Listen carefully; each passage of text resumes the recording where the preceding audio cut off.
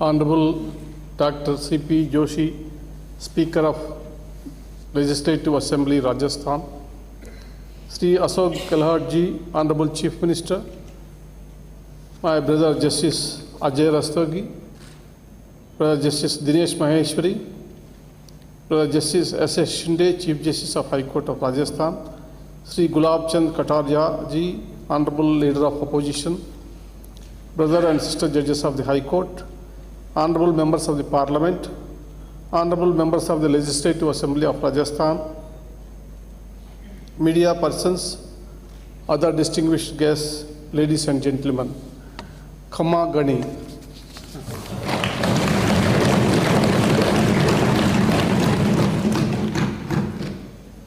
Before I begin, I would like to convey sincere thanks to Sri C.P. Joshi, the Honorable Speaker of the Legislative Assembly of Rajasthan, for extending invitation for this event.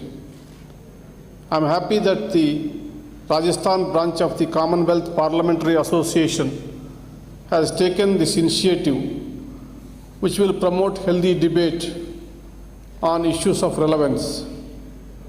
I have been told that it is the first time that a member of the judiciary has been invited to address such an august gathering in the chambers of the legislature. I feel doubly honored. The land of Rajasthan is known for its rich culture, history, and heritage. The people of Rajasthan have preserved centuries-old culture and traditions so well. The moment you arrive in Rajasthan, you are instantly transported to a different era.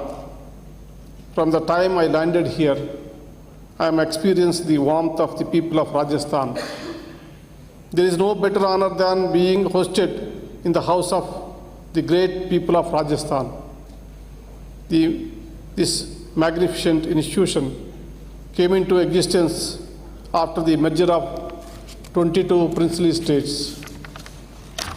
Prominent leaders and freedom fighters like Hirala Shastri, Balwant Sinha Mehta, and Jainara and Vyas not only shaped the future of Rajasthan, but also future of India by being a part of the Constituent Assembly. The people of Rajasthan have proved themselves to be alert, active, and responsible participants in the democratic process. Legislative bodies are conceived to be the most transparent bodies under the Constitution. I am happy to note that the Rajasthan Legislative Assembly is reaching out to the people through the live streaming of its proceedings. The next of the proceedings is also available online for ready reference. Indeed, these efforts are commendable. As a student, I was overwhelmed by the aura and the change-making powers of the legislature. I was deeply inspired by the kind of service that the lawmakers used to render. Whenever I saw the grand epitome of the Legislative Assembly building at Hyderabad, I used to feel a strong connect. It invoked great pride and respect. I must admit that I had the dream of walking in the footsteps of the legendary lawmakers of that time. But destiny desired differently. Today, through this invitation, you have fulfilled my dream of being in the House, even though it is for a few moments. Honorable members, you are the ones chosen by the great people of Rajasthan. You carry the hope and trust of your electorate. Democracy is not about choosing a state or its head. Democracy is about defining our identity. Democracy is about deciding our freedoms, rights, and duties.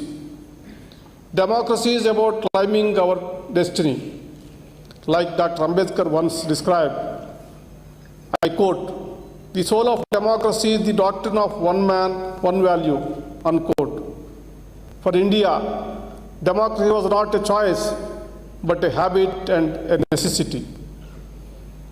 Looking back in time, it may be seen that our democracy is natural derivative of British colonial era.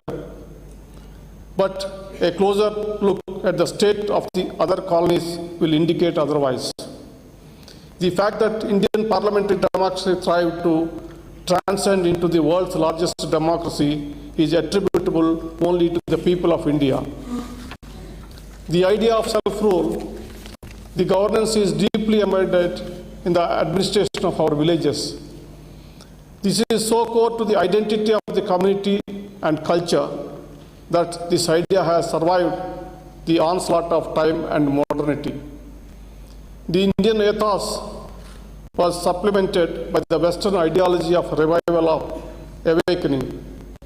True, the Western philosophy of self-determination, freedom and liberty had a great influence on the Indian freedom struggle. Our leaders brilliantly Indianized these concepts and